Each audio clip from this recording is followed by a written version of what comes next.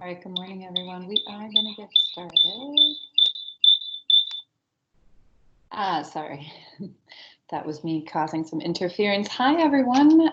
Wherever you are coming from, it is 9 a.m. here in Wisconsin, but I am well aware that it is not 9 a.m. in a lot of other places. So whether it is early where you are or late in the day, I am honored that you're here. This is the second part of Passionate Writers, the masterclass. But even if you weren't here for the first part, hopefully today will still make sense. They are meant to be together, but they can also be standalone sessions. One of the ways that I'll ask you to participate today is through the chat box. And also, if you have questions, you can absolutely raise your hand and I'll try to keep an eye on it. I have a different computer just for the chat. But I'll try to kind of pause throughout too and ask, are there questions? Are there anything you want further clarified? And so this is really just my brain laid out, as well as my year with my students laid out.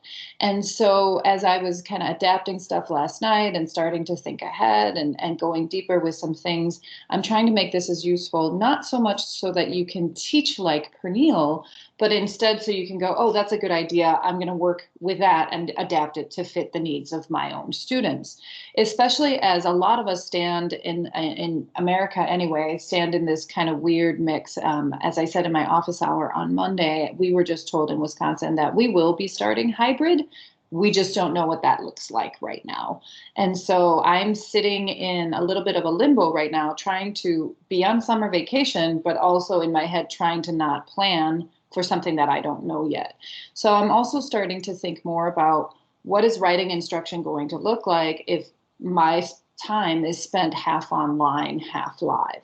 And I'm sure many people are in the same boat, and it's something that we're just going to have to deal with for a long time. So without further ado, let's get kicked in, hopefully here.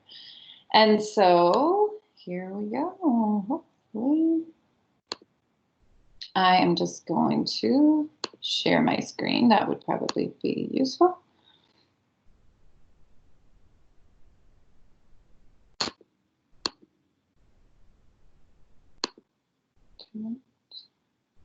Okay, here we go.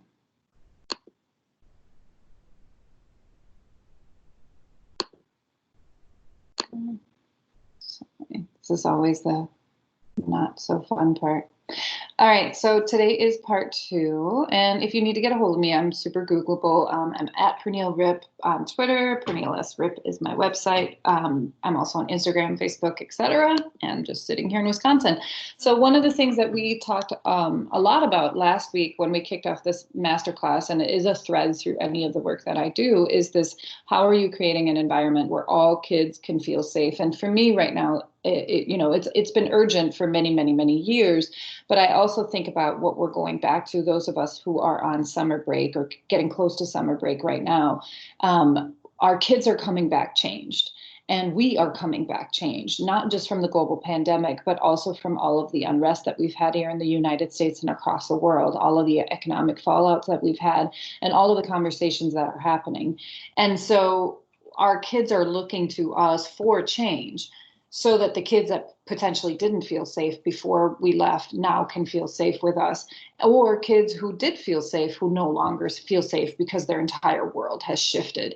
And that also goes for the adults, right? How are we going to create environments, whether face-to-face or virtually, where all of us feel safe to bring our true self and not just that good student box or good teacher box? And so this is something that drives a lot of my practice. I am constantly reflecting alongside my students and also asking for their feedback so that I can respond to whatever it is they tell me. And that's something that I talk a lot about in anything that I do. And also that notion of whenever they tell us something, we take it in the best way possible, and we don't get offended. If a child turns to me and says that they don't feel respected by me, I need to work on that, not get mad at the child, because that's them reacting to a situation. And so for me, this centers so much into what we do as writers and readers in our classrooms, especially because I'm an English teacher. But going back to this visual, who I showed in the first part of the masterclass too, is everything is centered around this question of who am I as a writer, but really it is who am I as a human being and how do I fit into this system that I'm now put into when I'm in this classroom. And so going back to writing goals and why writing goals are so important for the work that we do in our 7th grade classroom is that it needs to be centered not just on technical growth, such as I want to conquer capitalization, but also how do you want to grow in your relationship as a writer? Do you want to build confidence? Do you want to write a piece that moves someone else, etc.? And so while we'll certainly also have technical growth, and that's where a lot of my students start with their goals, because that's what they're used to goal setting in. I also want them to think about how they want their relationship with writing to be either transformed or to be strengthened if they already have a positive relationship. And so this is important for me. And that means, again, that I'm carving out time in our writing process and the writing instruction that we do to have these conversations. And so if I think about their writing goal journey, this is kind of what it looks like. And honestly, this should be like a circle rather than a straight line, because it keeps coming back to the steps that get repeated. We do an initial survey, which I have up on my website. And I talked a little bit about in part 1 as well. But it really just, I'm trying to uncover who the writers are in front of me. So when do they write? When do they like writing? What type of writing do they like? Do they like writing outside of school? And I would say that most of my students would tell you resoundingly, no, they do not consider themselves writers. No, they do not like writing. Writing is something that they do merely to produce whatever it is teachers want them to produce. And I have a lot of students tell me that they don't see writing as any part of their future careers, which is fascinating, right? When we look at the job market and how huge communication is for being hired.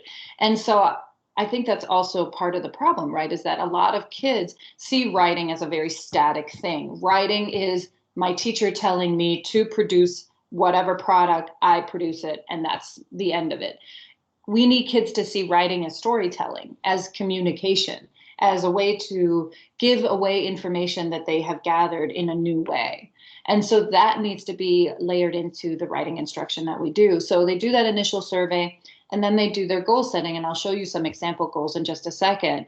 And then we confer, because sometimes kids just set goals because the teacher told them to, or sometimes they set goals that aren't at all related to what they really want to work on. So that conference really allows me to talk to them about, why'd you set the goal that you set?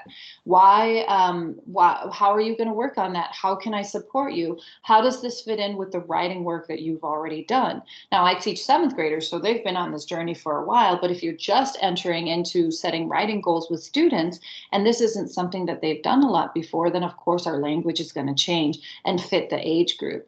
And so then they kind of start whatever writing project they do, whether it's free writing or it's a longer project, and we keep their goal at the forefront. That's also why they write it down. We have very unfancy writers' notebooks where they have a little sheet that they write it down on, and I write it down too, so that I can go back and double check and see how are they doing with their writing goal. Also, because again, a lot of kids will set a goal, completely forget about it because they don't actually have any kind of personal investment in it.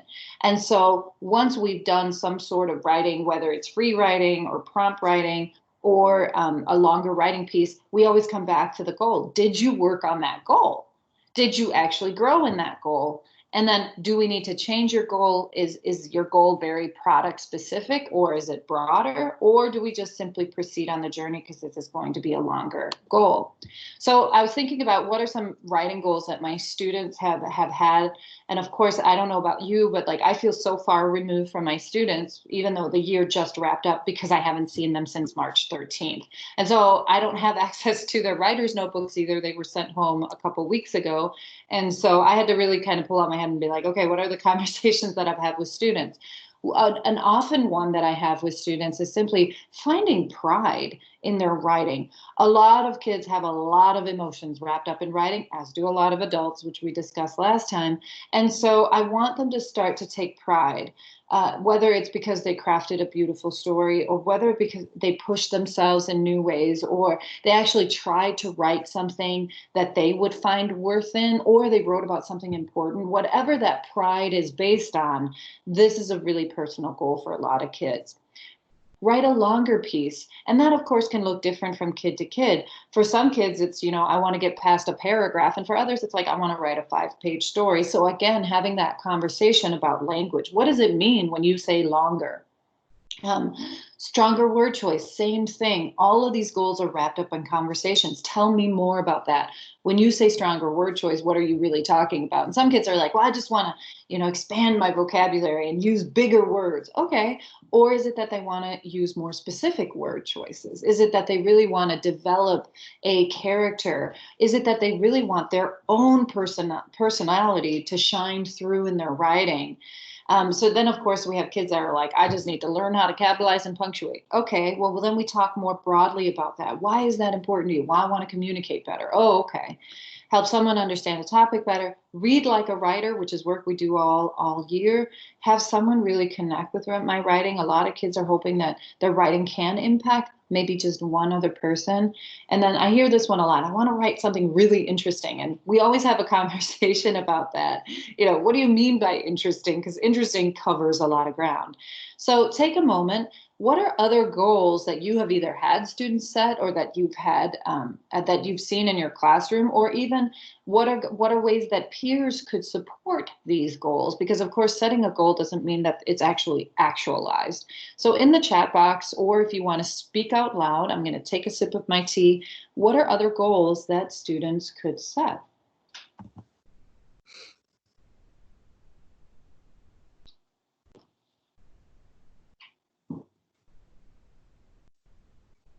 Should I speak?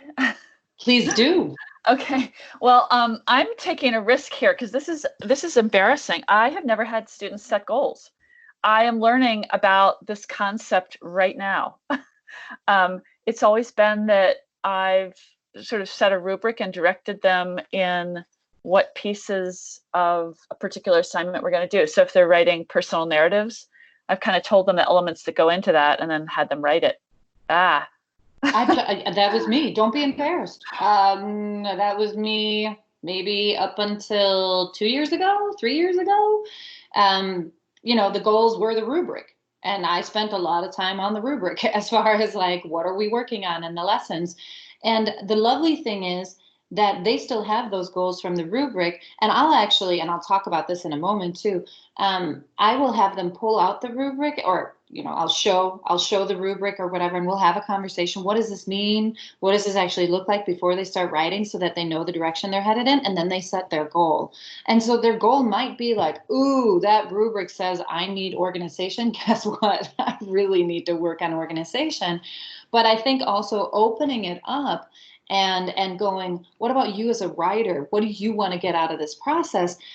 It's hard for kids because it's hard for adults, because a lot of kids haven't thought about it that way, that they should grow as a human being from the writing that we do.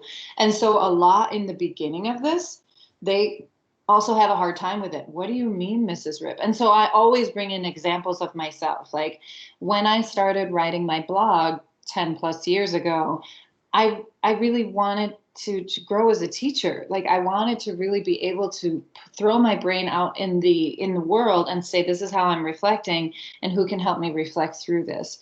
And so when I think about writing goals, sometimes I don't know why I'm writing something, and other times I have a specific goal. So don't be embarrassed. I think this is awesome. And I'm looking at all the incredible goals shared in the chat. So thank you. Yeah, using revision, write a story in a new genre, elaboration, dialogue, all of these. Using feedback, yes. How often do we see, whether it's peer or teacher feedback, and kids are just kind of like, that's nice, and they do nothing with it, right? maybe be more honest. But we have to remember that when we're asking kids to be more honest, they need to feel safe with us first, right? How are we going to use their writing? Is it going to be up for everybody to read, or are they going to have control? They should always have control over who they share it with. And if you can't offer them that control, such as it's a mandated, I don't know, writing piece that has to be displayed, then they need to know that. And then they need to have control over how much they choose to share. And our assessments can't be based on that. So tons of writing goals shared in that chat. And this is also a conversation I have with my students when they go to write their writing goals, because a lot of kids are sitting there going, I don't know what it is. I show them examples, and then we discuss as a class. What could be writing goals that I'm setting? As the year progresses and they have writing groups, which I'll talk about today, then they can also set goals with their writing group. And so, like anything, the more you've done it, the more practice they get, and the more they just get used to, oh, I should be setting goals. So so here's some of the things, right? Supporting their writing goals. Before you begin, discuss it. What is your goal? What could your goal be? What are example goals? What might be a goal that works for you? Of course, kids can have the same goals. We also do a lot of writing groups. And so then we also talk about group accountability, right? Are you talking about your goals in your group? How can your group support you towards your goal? Is there someone else who has also worked on that goal that can teach you things that maybe you haven't thought of? Because we know that kids are going to explain things in a different way than the teacher. And so it's super important to get that conversation started. The ownership needs to be transferred. I don't know about you, but for years, I wrote beautiful writing goals for my students, and they couldn't remember them because they were all based on my assessment and what they needed. We still need that. Like, I still think about, like, what do kids need and what are next steps for them? But these writing goals are really meant for them to own. And that ownership can be a hard, long process because a lot of kids don't want to own it because they're not invested in writing for whatever reasons. And so thinking about how can we get them to kind of start buying into this. Now, this is going to look super different. And I don't want you to ever beat yourself up, because some kids are going to be on the journey with you and they're like, yes, I'm super invested in this. I love this. And other kids are going to fight you until the end of the year because they're just in a different part of their writing journey. So we confer surrounding the writing goals. They're always part of our conversations. We talk about it in reflection, and we also talk about it in our assessment. And you'll see that when I share some assessment pieces in part 3, where that writing goal comes back up. And so if I have this writing goal, then I also need to have this overarching year focus on exploring the writing process. And so one of the questions that are coming up in the chat is, how often do students set writing goals? So typically always before we start a longer journey, so a longer product or process, they will set a goal for that product or process. They'll also have these initial writing goals that they're kind of working on throughout the year, and those we usually reflect on once a quarter. The groups, they change, and I'm going to show you how I create the groups because they're super, super student-based. They're not teacher-based, and they're really amazing. So they're kind of like book clubs, but they're writing clubs instead, and I have a specific slide for it. We established that baseline, right? What is your writing process right now? Like, who are you as a writer right now? How do you write? And a lot of kids are like, I don't. I try to avoid all kinds of writing, as Brandon said in part 1. But then we talk about it. Well, when I write, like, I need quiet, I need to be in a comfortable spot, I need to feel inspired, I like to have my cup of tea next to me. If I'm really not feeling like writing, I usually do a 30-minute timer, and then once that 30-minute timer is up, I'm done. And we talk about what does writing look like in school versus in a self-selected place. And again, some kids are like, I never select to write outside of school. Okay, so let's talk about that. We survey them again throughout the year. How has your writing process changed? Of course, we pull in authors to discover their process, which I'll talk more about. And we also allow for experimentation, and that includes room manipulation, right? Where do I write in the classroom? Because our classrooms are such artificial environments that sometimes they can be the ones that it's the room that stifles the creativity. And I'm not even talking about like whether they feel safe or not, which can absolutely 100% create obstacles for any child who's trying to learn in a classroom where they don't feel safe. But even like something like the furniture can be super uncomfortable, or maybe the room is noisy, or maybe the lights hurt their eyes, or whatever it is. How can they manipulate the room to get in a groove for writing? And so thinking about all of this, it's so interesting when I look at research for writing, because every time I come across research for writing, I'm like, I don't know how I'm going to do that, right? So when they say, okay, kids should be spend at least an hour or more each day in the process of writing, whether that's planning, revising, authoring, publishing, feedback, etc. I'm like, an hour? Oh my gosh. Okay, how am I going to do that? And that's even sitting in 90 minutes of literacy. And so this is what I strive for. Doesn't always mean that we get it. However, when I sat in a 45-minute English block, I kind of laughed at this. I was like, oh yeah, that would be great. But we also have to remember that kids are writing in other parts of school. And that's also important for kids to start to understand, that when they're writing in science or when they're writing in social studies, that that's also writing, and they're actually developing their processes as well. For some reason, though, again, that almost feels like a separate thing for students. They don't see that writing ties across curriculum area. And so one of the things that I think about, and this goes back to room manipulation as well, right, is how do we then create this space where students feel like they can freely think before they write? And this is something that I'm still working on, and it's different from year to year. And I'm definitely thinking about this as I go into this hybrid model starting the year, right? Because it's a lot easier to gain someone's trust when you're sitting next to them and you can read body language and they can read your body language. How do we create relationship when it's through a screen and they haven't seen you in person, etc.? And so I think about, well, what is the purpose of our writing, and how am I asking kids to invest into the writing? So this is research that I showed you most of last week towards the end at part 1, but just wanted to bring it back up, right? If we really want to create space for students to write freely, we need to stop talking so much. We also have to think about how we use talk as a tool for writing, and wait time and think time, and also how power and control is used as a way to either give someone a platform or to remove a platform from a child. And so if you look at that bottom bullet point, right, that teacher talk usually follows a very typical pattern, right? We start the conversation, a student gives us a response, and then we evaluate that response. And what's fascinating about this research is that came out in 1979, and it hasn't changed much, right?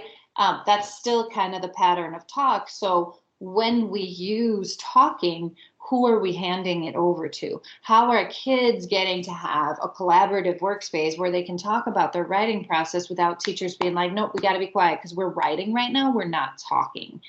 And so I think that that's something really important. And so right now, here's your story prompt. I'd like you to start a story, and you can start it in the chat or you can start it on a piece of paper using this prompt from the Creativity Project from Colby Sharp. It was all your fault.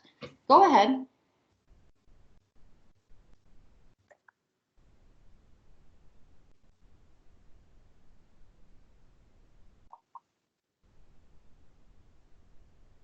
I hope you're writing. But the reason why I'm asking you to do this is, how often have we done this in our classrooms? How often do we put up a prompt and we expect kids to start writing right away? Or we've finished explaining the assignment, we've done the mini lesson, and we say, now get to work.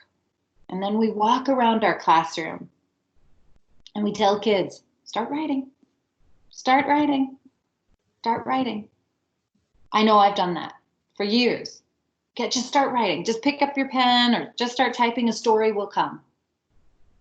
And kids look at us like we're crazy because a story hasn't come, because they haven't had time to sit in the silence, right? And so they end up writing maybe a summary or this vague idea of a story rather than embracing the quiet. And so I think about this a lot. How quickly do we expect kids to go from that teacher initiation, such as the prompt or the explanation, into the act of writing without actually sitting and thinking and planning? And I think about how often we forget, especially with older kids, that writing is storytelling. That if a kid can sit and tell a story to another student, which we often have kids do in the younger grades, that still counts as writing, even if nothing has been written down. How quickly do we expect students to have a brilliant idea, and kids feel the pressure? This is why we see so many of our kids who may not be developed as writers get stuck right away because they haven't been given the time to actually sit and think. And so we have to go back to kind of Dr. Mary Budd Rowe, who is the pioneer of wait time, and her research came out in 1972. However, it hasn't changed much. Back then and now, we usually give students less than a second to respond to a question, right? We call on the child that quickly raises their hand so that we can get on with our teaching. We know the power of wait time, that I think all of us have been taught that kids should be allowed time to think, but we forget about it when we're in the moment. And we certainly forget about it when we go from, here's your prompt, now get writing.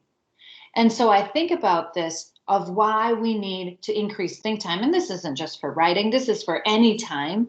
It allows kids to do better and deeper processing. I have friends who will tell me, they're like, I process at a slower speed, but then when they do speak, it's like brilliance falls out of their mouth. Where is our wait time for those kids, where that's how they process? We get deeper answers. We also shift the control. When I'm not calling on the first one or two kids who raised their hand or blurted out an answer, I'm allowing others to join the conversation. This also means that I can build community this way, because kids will often see and find value in whose voices are invited into a conversation. When you talk to kids about who are the kids doing well, they'll often say the ones that are answering the questions out loud. They'll often say the kids that get into writing right away, just because they happen to have an idea. We also see length and accuracy increase. Students tend to come up with longer answers when we give them more think time, and also more accurate answers. And again, how does this tie in with writing? Well, what if we increased our thinking time when we give kids a writing assignment? When I sit down with a student and they say, I don't have any ideas, I'm always like, okay, let's talk through it. I don't want to give them an idea, but I want to know, why is it they've gotten to a point of where they feel like they have no ideas? If a child has a baby idea, which they sometimes do, and they're like, I kind of want to write about, but I don't know how to do it, I'm always like, tell me more about that. I use this prompt all of the time. Right? This is inspired by Ellen Keene. That's her language. Tell me more about that. When a kid hesitates to give an answer, but then gives kind of a one-word answer, a way to give them encouragement and to tell them that they're on the right track is to say, tell me more about that. Even if a child is giving us an answer that we're like, ooh, I don't think that's right, tell me more about that, because sometimes when they explain it, it does connect back to whatever we were talking about. And I use it with my own kids too. It drives them absolutely crazy. We also have to check our assumptions. Assumptions is something that I talk a lot about when I think about my own practice, and also just training other teachers or teaching other teachers, because what are the assumptions that we immediately put up on the kids who stay quiet? The big one that gets thrown around a lot right now, of course, is that they're introverted, and as if that's a bad thing. But here's the thing, not all kids who are quiet are introverted. They might just not like you. And I say that with a laugh, but it's true. Like, they may not feel safe in your classroom to speak up. How have you reacted to them in the past when they have shared? Or is there a child in there that makes them feel unsafe? We've had that where kids have come to me and been like, I just can't speak up because I worry about this one kid using it against me. Or is it that they're tired? Or is it that they really don't feel like they have anything important to say? Is it that they don't feel the self-esteem that it takes to raise their hand? Is it that they, aren't really developed as far as what they want to say to this? Or is it truly that they just want to sit and talk to the people that are right around them?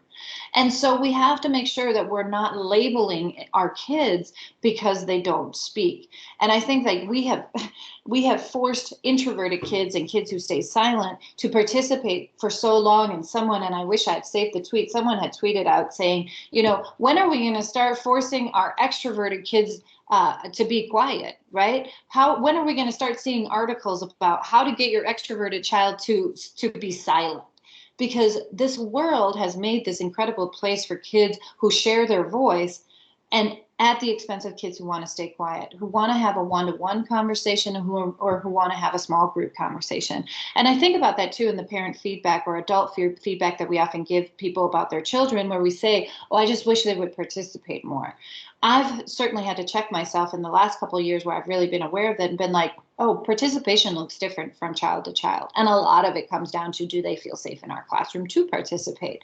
So again, we have to kind of broaden our lenses and think about the assumptions that we wrap kids up in, and then go, oh, okay, is this actually an accurate assessment? Are they quiet because they don't know? Or are they quiet because of, 100 other reasons? And so I think about what Ariel Johnson inspired me to think about when I saw her speak live at Wisconsin State Reading Association just this past February. Pay attention to who does share in your classroom, because they're the ones who feel safe to do so. And so when kids are sitting quiet, what are the conversations that we're having with them? And like, I remember one of my students from my past year, whenever we did surveys, she would always put like, Mrs. Ripp, I'm just staying quiet because I really don't like sharing out, but I love your class and I'm doing fine. You don't have to worry about me. And I thought about that, right? That she felt like she almost had to apologize for the quiet, but it was super lovely to know that she did feel safe in our environment and that she just wanted to share in different ways than out loud. And so I think about, again, what is the overarching assumption that we have about kids when they enter into our classroom? And so this is the poster that hangs on my door. And for me, yes, it's a reminder to students, but it's also a reminder to me that however they show up that day is exactly who they're going to be, and our classroom is going to be welcoming for them no matter what. And so if a kid shows up and just seems to be in a really bad place, this is a reminder to me of like, I'm so glad you're here. And I think that also goes for how we speak about students, how we approach a child when they're sitting and they're not writing and they're supposed to be. Are you okay? How can I help you? Rather than the quippy, oh, just start writing, or, oh, I'm sure an idea will come to you, and we kind of jump into right away, let's get them writing without having these conversations. And so I love this one too from Kelly Gallagher, that they should be writing 4 times more than we can grade. Because if we can grade everything kids are writing, then they're not writing enough. This is hard, right? Because we have trained children that the only time they write is for an assessment. And so one of the tools that I use to increase their productivity of writing and just increase so many things, participation and self-esteem and confidence and creativity, is free writing. I need to break kids from that cycle of thinking that every time they produce something, the teacher has to see it. The teacher has to assess it. The teacher has to give feedback. And so going along with Kelly Gallagher's kind of sage advice is, again, they're supposed to have at least 1 hour of writing time starting in first grade. So when I think about that, whether or not that's happening, how much of that time is really spent free writing? Because I can tell you in my own classroom for many years, not a lot, because we had so much curriculum to cover. And so one of the things that I wanted to embrace in my own writing was this concept of free writing, but I knew right away that some kids would not be into it. And so there were some parameters that I wanted to establish. First of all, we decided as an English department team that their free writing is handwritten, and it is in their writer's notebooks. This is despite just last year going 1-to-1. We love our computers. We're very excited that we have Chromebooks. It certainly makes research and typing anything a lot easier, and also other endeavors. But we also wanted to make sure that we reclaimed handwriting. We were starting to see kids who didn't have the stamina for handwriting, which obviously, like as adults, I know it takes a long time for my stamina to rebuild. We also had kids that talked about, just they didn't even have space in between their words, etc. And this was in 7th grade, or who would write entire paragraphs without punctuation, or who wouldn't capitalize. And so we felt like one of the ways that we could increase handwriting skills, but also let them sink back into the process of writing, was to handwrite. And let's also face it, free writing for me is like 5 to 6 minutes, maybe 7 minutes, depending on what we're doing. If I can see the kids are really into it, we extend it. But I don't want to lose time to them logging into a Chromebook, getting into wherever it is they do free writing, and then maybe not even free writing because they're off doing other things, but just look really busy. This way, it's right in their writer's notebook. They put the title, they put the date, and then they just do their free writing. I then walk around and I give them stickers. My seventh graders love stickers, which I am all about embracing. It's super funny. I get smelly stickers and they get really into like the scratch off stickers. And they get really excited about a sticker. I don't know what it is. It has worked the last couple of years. I'm not saying go out and buy a lot of stickers, but like figure out how you can acknowledge that you see them writing, because also this is not for assessment. This is just for kids to sink in and do some pen or pencil writing. I give them a prompt, and I'll show you a prompt, I think the next slide. So like this is what a prompt could look like. This is from my classroom. Um, um, Here's the, write a story about a time you overcame an obstacle, can be large or small, or continue one of your earlier prompts. Or often I'll also say, or whatever you would like to write about. And so I think it's important that we have both the prompt for the kids who have no ideas, and then again, some free choice for the kids who do have an idea or want to continue something that they started a day or so before. I also tell them there's lots of choice when you're free writing. You could write it as a poem. You could keep a journal. You could do comic strips or drawing. You could do a continued story, or you could do a short story, or you could just answer the prompt and be happy with it. I then offer them up a chance to share in their small group or in their whole class. We have a podium they can come up to. And it's actually fascinating to see how many kids do want to share, especially if it's something silly, then they think it's really fun. I love this sharing because it's super low key. And if nobody wants to share, we move on. This is also a time for us to share our free writing. So kind of depending on my class, sometimes I free write in front of them and I throw it under the document camera so they can see me actually doing it. If my class is like having a harder time falling into free writing, then I might just walk around and then I write as I walk.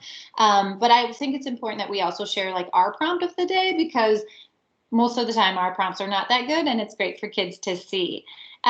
Yes, I give stickers every day to everyone who is writing, and it's never like oh, you're not writing, you don't get a sticker. Sometimes I'll be like, do you want a sticker? Will that inspire you? Do you want to write about the flavor of the sticker or the smell of the sticker? So it's super silly. It's just fun. I also use our free writing for idea generation. So if I know, for example, that kids are going to, like the first unit that we start with in the year is like a memoir/personal essay. They have a choice whether they want to do a personal essay that talks about different moments in their life with a red thread, or if they want to do like a memoir of a specific event that was important to them. I'll do prompts. So that's like this prompt, right? Obstacles totally ties in with that memoir, because this is something that they might want to write about and they can go back to these prompts. The sharing, it depends. As far as time that is allotted, I think 5-7 minutes is usually it. I just have a couple of kids share. If I have a lot of kids that want to share, then I make a mental note that maybe that Friday I'm going to allot more time for it so the kids can share. Or if I have a lot of kids want to share, I say share at your table rather than in front of the whole class. So we just kind of play with it. So why daily creative writing, or at least like a couple times a week? Well, it builds confidence, because when I can look back in my notebook, then I can see that, oh my gosh, look at me, I can actually write. It's also super low stakes, right? And so kids quickly start to see there's no judgment. Like, I just want them to feel comfortable writing. It's okay if it's really awful, terrible writing. Like, I always have kids that are like, I'm going to write about how much I hate writing. And then we just talk about that. And I'm like, okay, can you tell me about a time where you really hated writing? Or what would be the worst writing prompt ever that a teacher could give you? We play around with that so they don't get stuck in a loop of just like writing over and over. I hate writing. I hate writing. I hate writing. But I also think about sometimes that, that's a process in itself. And so if they do that like one day, then I always try to check in with them the following day to make sure that they're not just getting stuck in that one. It also allows us to imagine the stories that we carry with us and find stories that we may want to tell. Sometimes our daily writing allows kids to just process the world. Sometimes the prompts have to do with like, what's your news, which is from Sarah Ahmed, Being the Change book. What's your news? What are you carrying with you? Again, they can choose to write about that or not. I think that reconnection with our imagination is really important. I feel like in the early grades, we do so much with imagination. And then as kids like hit third grade or like around 8 years old, then it's really like we're writing to produce. And it's not so much about the imagination anymore. I remember when we were when I was teaching writing in fourth grade, like the free writing and the creative writing was at the end of the year. we had done all sorts of process writing up until then, informational, persuasive, and law, and learned all these things. But it wasn't until the end of the year that we finally got to just write. And I think like kids need to reconnect with writing so they can see it as something fun. The sharing, of course, builds community, especially when the kids write really funny stories. Guess what? When I look over their shoulder and they have no space, I can be like, put some space between your words. I need to be able to read your writing. You have to work on making your letters larger. Go back and put in some capitalization. And the kids don't feel threatened by that because it's like a small comment when I'm looking over their shoulders. And then, of course, they can try out new writing moves. So if we've talked about adding description to something, here's something that they can use and they can quickly put it into writing. I never ask them to, but I will remind them of it. Free writing also allows us to study other writers because often when we're doing a product, that product takes longer. And so the free writing, we can go in and look at what other writers do and then talk about it right that day. So I keep coming back to this question, and I talked about it in part 1 as well. How often do we revert back to this certain way of writing because that's what we assume good writers do? And so for me, it has been so important that my students are immersed into other writers, and especially published writers. And I don't know about you, but my 7th graders just adore anything that Angie Thomas writes. They are so excited. It is amazing to see them coming to 7th grade. Many of them have either read The Hate U Give. They were so excited for On the Come Up. I have kids texting me already about her new book, Concrete Rose, that's coming out next year. Angie Thomas is a big deal to my students. And yet Angie Thomas also reminds us about whose voices are we sharing and holding up. Right? If we're always showing perfection, then who feels like they will never achieve that in our classroom? And this is also why it's so important that we write in front of kids and that we write kind of terrible writing so that kids can see that not all adults are well-developed writers, and that so much of it comes back to revision and editing and thinking about process and sticking with it. And I think about that a lot. And again, also, who are kids seeing, right, as your mentor text? Whose writing are they exposed to? And so I think about the work done by the phenomenal women behind Disrupt Text, where they say, audit all of your media. Whose voices are being held up as a mentor text? Because when we look at historically in the United States, when kids have read-alouds or whole class novels, it is predominantly by white people featuring white stories. And that is really, really destructive to identity when it comes to all of our students.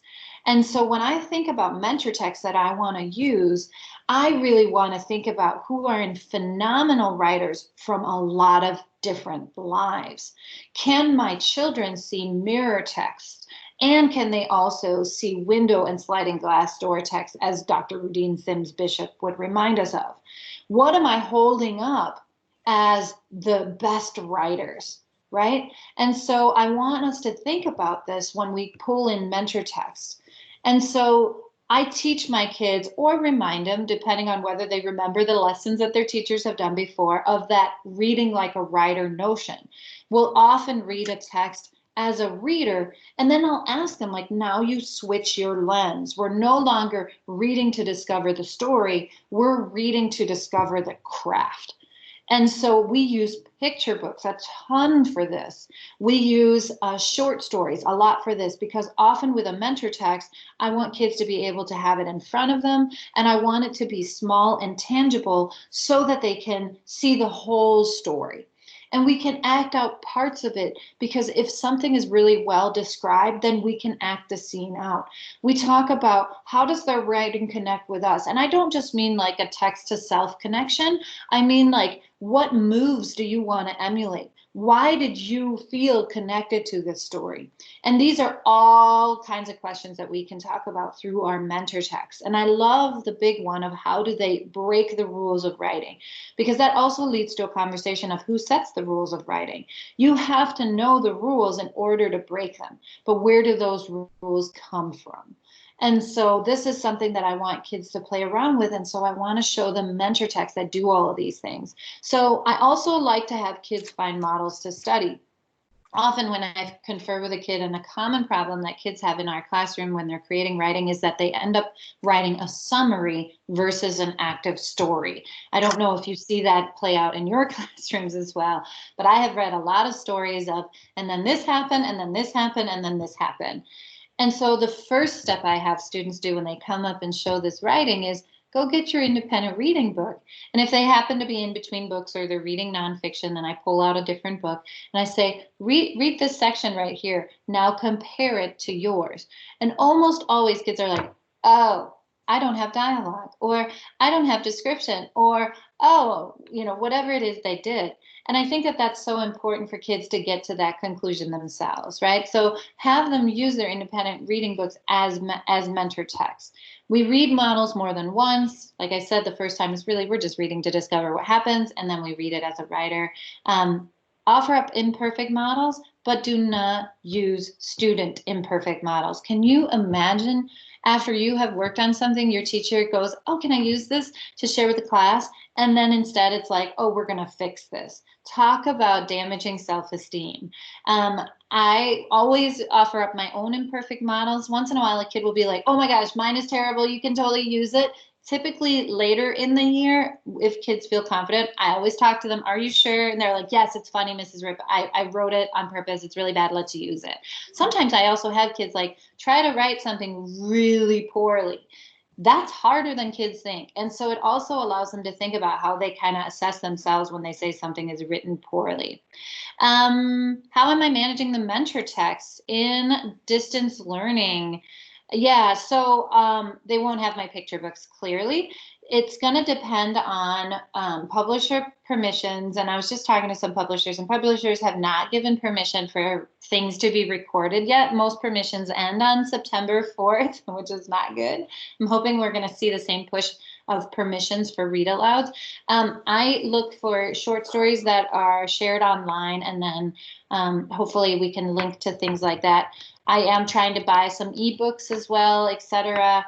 And I'm trying to figure out how I can get the text in front of kids. Because you're right, this is going to be really hard. And I think I'm going to be relying more on their independent reading book rather than like the picture books. And the picture books will be like me reading it, recording it, and then taking pictures of the pages so that they can refer back to the pages. Because when I read aloud a book, it's not easy for them to actually see the text. I haven't found the best way to do that. That was a great question. I'm still, obviously, as you can see, I'm still trying to figure it out. So I also wanted to show you, like, what does it look like in my class? And so this is a slide taken from a lesson where we were talking about summary versus active story. And again, I gave them an example. We talk about what are the components here. So this is kind of like that progression chart like Maggie and Kate Roberts talk about, what is this example doing? Well, it's telling, not showing. It takes a huge event, because we talk a lot about timeline, and condenses it like to a list, almost an event. No sensory details, and there's not a lot of dialogue. Like there's a little bit, but we just spend an incredible amount of time. And then I show them a different example. So same scene, but now I've spread it into a full story. So we have concrete details. We have both dialogue and internal monologue. We have sensory perceptions. And now one moment is a full paragraph.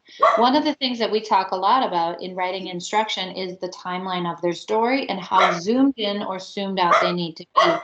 Often with kids, when we talk about transitions, we only talk about transition words, but we don't talk about the movement of time. And I think that that's something really important for kids to discover. Like, how fast do you want your story to be? Because often what I know my students run into is that they start writing a story and they're super detailed in the beginning of the story, and then they run out of steam and they're finally getting to kind of the big scene in the story, and they just like rush through it because they're so over it. So as kids are planning too, I start to ask them about the zoom in lens. How close do we want to be? Is this an event that's going to take place within 24 hours? Or is this a story that's going to take place over 2 weeks? And how are you going to transition time so that your reader is with you, but you don't have to sit and describe every moment of those 2 weeks? And again, we study mentor text for that. And it's been really fascinating to see kids understand this concept of time. Here are some of the mentor text collections that we used in 7th grade. Some of these stories all stories are 100% okay for kids at seventh grade level as far as maturity. Some of these books, there's kind of a broad range of maturity. So for example, Don't Call Me Crazy, which is a fantastic mentor text collection written by authors about just mental health. There are some super amazing mentor text personal essays in there. And then there are some that I probably would not want to use as a teaching tool because they just go much deeper as far as some maturity issues, etc. So these are just some of my favorite ones. But again, one of the things that I think about, this is why I love this resurgence of short story collections, is whose voices are being centered. And so you'll notice here, like there's a lot of inclusive stories here. Like Unbroken is a phenomenal book where all the stories feature main characters who are disabled. Just I think about this all of the time. How can I use mentor texts that really show a broad span of humanity? Where do I hear about new picture books? I love giving shout outs to all of the people who support me because there are so many incredible picture books out there. So Dr. Debbie Reese's blog, American Indian and Children's Literature, has been a huge component in building my own collection because she knows about Indigenous literature and is so generous, her and Jean Mendoza, who run the blog, as far as giving us resources, great new books to add. This is one of the smallest areas of public publishing within the United States. Canada has a larger percentage of First Nations books, and I really try to purchase everything that comes out that is good. The Lee and Low blog is great. Mr. Shu and Colby Sharp also share a lot of books. Edie Campbell, her blog is Crazy Quilt Edie. She does this fantastic run-up of new books coming out every month from people of color, BIPOC authors. And so I often look at her list. Of course, Nerdy Book Club. The CCBC out of Madison is a fantastic resource. And I'll also say, if you're ever looking for specific books, you can contact the CCBC. For example, we had Syrian refugees come to our school and we needed books in Arabic. And we were like, we don't know where to turn. We contacted the CCBC and they helped us out with book titles. The Brown Bookshelf is phenomenal, has been for many years. Of course, I go down when it's open to my independent bookshop to see what they have on display. Libraries, both school and public, and friends and colleagues. As far as Okay, so Lisa has a great question. What do you recommend we do if we don't think we have time to read the volumes of book we need to be reading to know the useful mentor text? I would get connected with other people. So like one of the things that I do, for example, on Instagram is, this is like the only thing I use Instagram for, is I just recommend books. And so when I recommend a picture book, I'll often say like, I could use this as a mentor text for blah, blah, blah.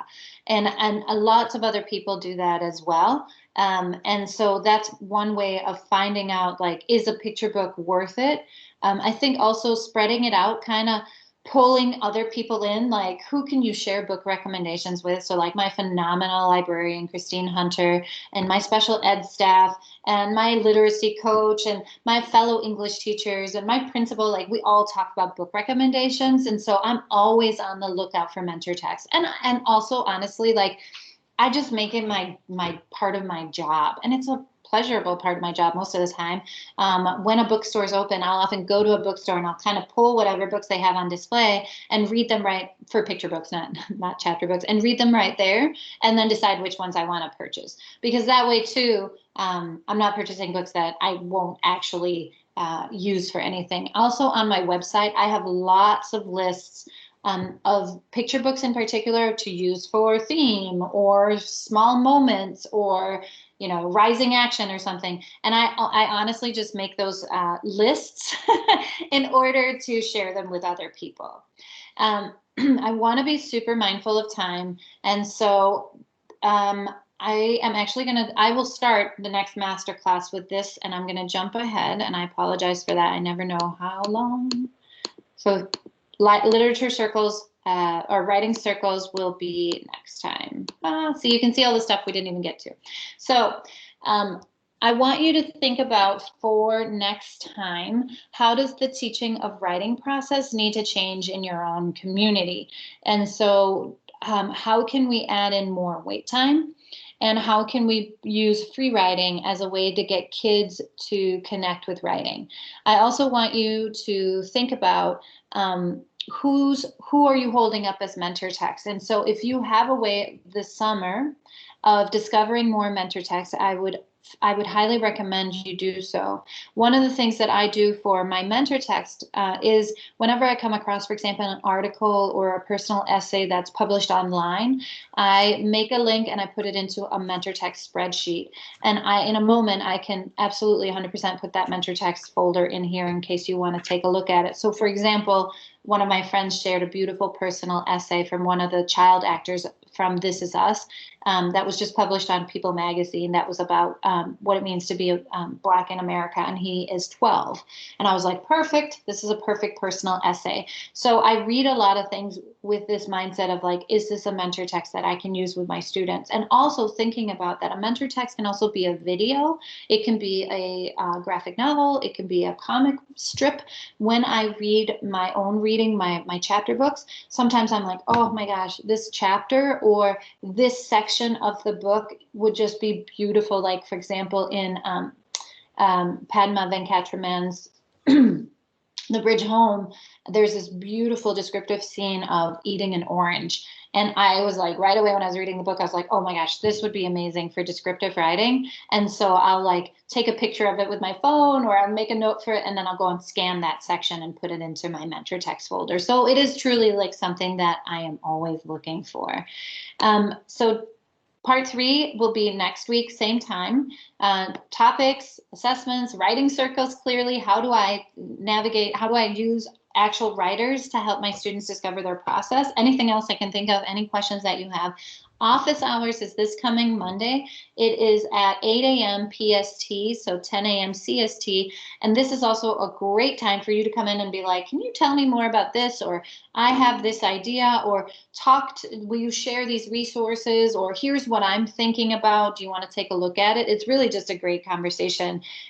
This Monday, we had some great conversation about writing and reading, but it's just a free office hour to drop by, and I highly recommend it. You can stay the whole hour, or you can just hang out. I will say that those are not recorded. This session is recorded and will be put up on YouTube. So that being said, any questions that I can answer here in the last few minutes before we end? And you can write them in the chat box,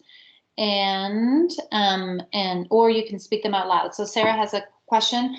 So I'm an idiot and did not record part 1. So part 1 will not be on YouTube. This one will be, though. They just take it, and I think it takes a couple days, and then it gets migrated over to YouTube. The slide up with Skype and authors. If you Google Kate Messner authors who Skype for free, and I'll start this next week as well. Her list will come up, and it's constantly updated.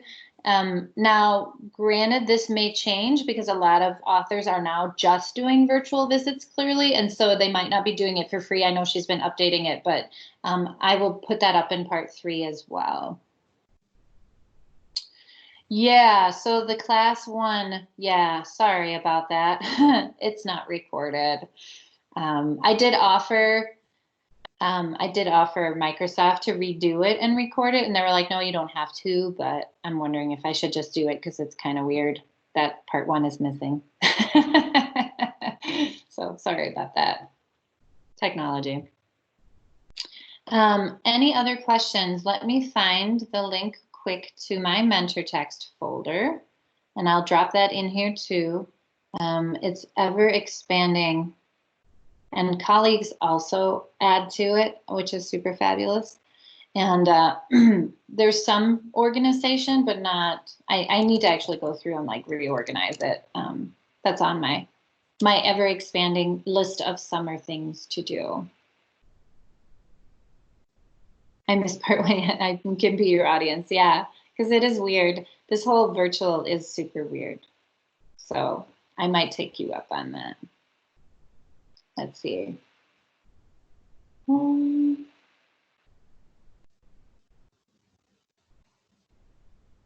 Anything else that yeah, go ahead.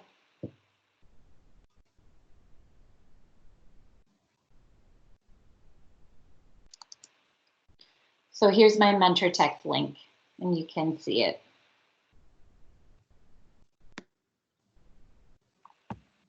I see a raised hand. Oh, thank you for that. Can you tell us more about that with Moving Writers? So Moving Writers is, they have actually a book by Heinemann called Using Mentor Texts.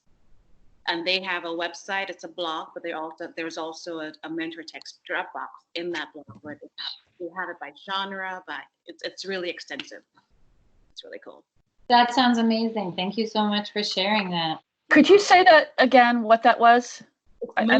Moving Writers. I'm not sure if it's .com or .org, but it's two writers out of Virginia. They work at a private school, and it's just look up Moving Writers Dropbox, and it should come up. Thank you. You're welcome. Oh, I see it. Thank you so much.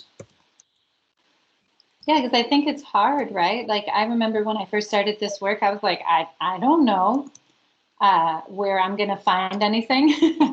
And then I was like, okay, that's going to be my mission. I'm just going to start finding mentor texts wherever I read. But you have to switch your lens, right? To read it as a mentor text rather than just read it as a reader. And so sometimes I forget.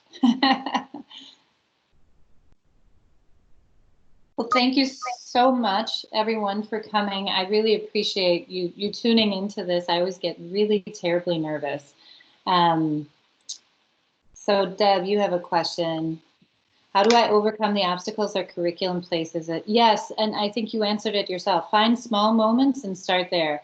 And we'll talk more about that. That's a slide coming up too. Like if you're working within scripted curriculum, like I think about like when I was working under the units of study, for example, where it was very laid out, right? And there was a reason for that laid out. I always had to kind of wrap my head around, okay, where else can I give kids choices?